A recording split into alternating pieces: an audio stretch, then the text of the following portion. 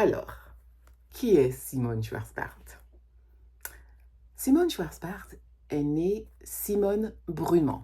Brumant, B-R-U-M-A-N-T. Elle est née le 1er août 1938 en France, dans une ville qui s'appelle Saintes, en Charente-Maritime. C'est une écrivaine et une dramaturge guadeloupéenne, née de parents guadeloupéens. Voilà, elle est fille de parents guadeloupéens, d'un père militaire et d'une mère institutrice. Et Simone retourne à la Guadeloupe à l'âge de seulement 3 mois. Donc, on peut dire vraiment que c'est une Guadeloupéenne de souche guadeloupéenne, même si elle est née en France, n'est-ce pas? Alors, elle poursuit des études littéraires, d'abord à Pointe-à-Pitre, puis à Paris et ensuite à Dakar, au Sénégal, en Afrique. À 18 ans, elle retourne à Paris et c'est là qu'elle rencontre André Schwarzbart, qui est lui un écrivain juif d'origine polonaise. Il est l'auteur d'un roman très célèbre qu'on appelle Le Dernier des Justes, pour lequel il a gagné un prix Goncourt en 1959. Alors, cette rencontre entre André et Simone est très décisive. À partir de là, Simone épouse André et elle commence à écrire à ses côtés. Alors, en 1967, le couple publie ensemble un plat de porc aux bananes vertes. C'est leur premier roman à 4 mains, c'est-à-dire à 2. Ils l'écrivent ensemble. Et ce roman parle des exils juifs et antillais. C'est très intéressant, n'est-ce pas? Simone est du Nil. Elle est exilée, si on veut, en France. Elle parle de l'exil des Guadeloupéens en France. Lui, il parle de l'exil des Juifs. Donc, ils ont beaucoup de choses en commun. En 1972, Simone publie seule l'un de mes romans préférés, Pluie et vent sur Télumé Miracle.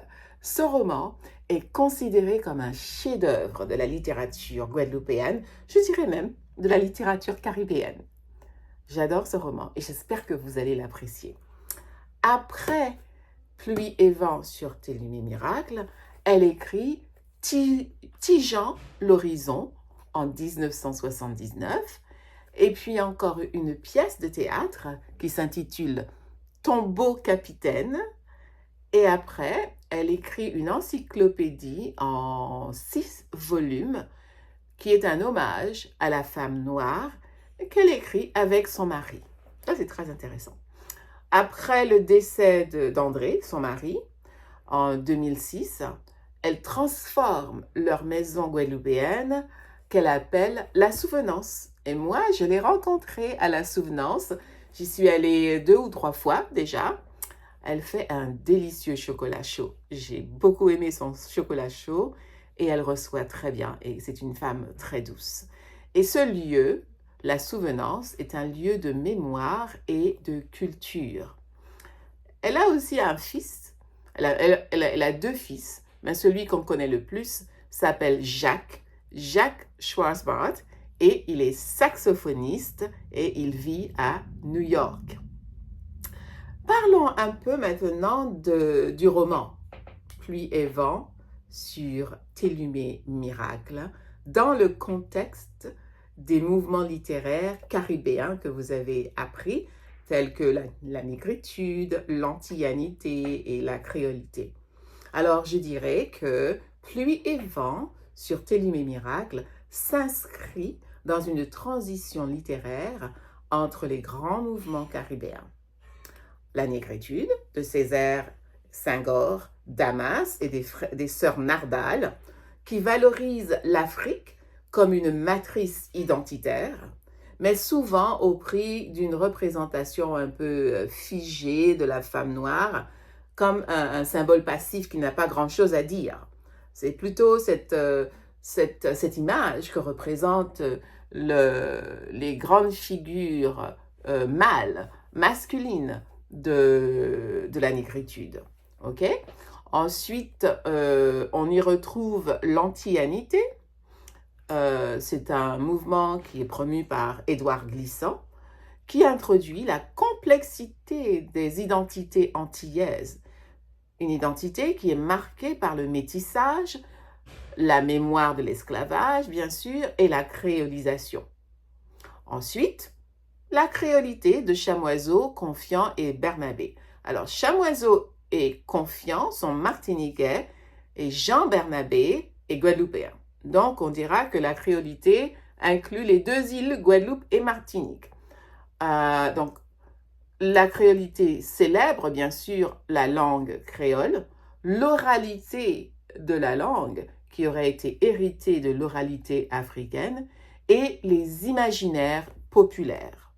Donc, Simone Schwarzbart, même si elle écrit en français, elle intègre tous ces mouvements dans son ouvrage, elle intègre les rythmes et les images du créole tout en développant une esthétique féminine qui dépasse, qui est très différente des cadres masculins de la négritude.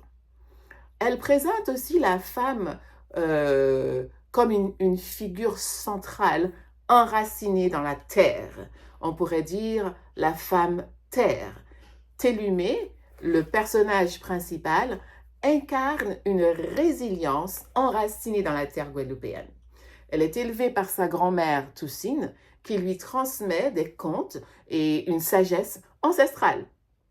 Donc, ce lien avec la nature et avec la mémoire fait de Télumé une figure de femme terre, dynamique et historique, en opposition à la femme anti-historique de la négritude. Parlons maintenant de cette oralité. Une oralité créole et une spiritualité subversive. Le roman est traversé par une oralité poétique qui donne la voix aux femmes, et les femmes qui sont souvent oubliées, et ou les autres personnages souvent oubliés de l'histoire coloniale. Alors, Schwarzbart crée une légende de justes caridéens, ceux qui ont le droit à l'existence. Et elle crée cette image à l'image de son mari qui a écrit Le Dernier des Justes, mais elle le fait dans un contexte antillais où la spiritualité créole remplace le hassidisme juif. N'est-ce pas? Il y a aussi, on peut y trouver une critique décoloniale. Ok? Elle ne fait pas de discours politique. Non. Mais son roman propose une vision universelle de la vie, ok, qui remet en question les catégories qui ont été établies par le colonialisme, n'est-ce pas? Donc des catégories telles que la race, la classe, le genre, etc.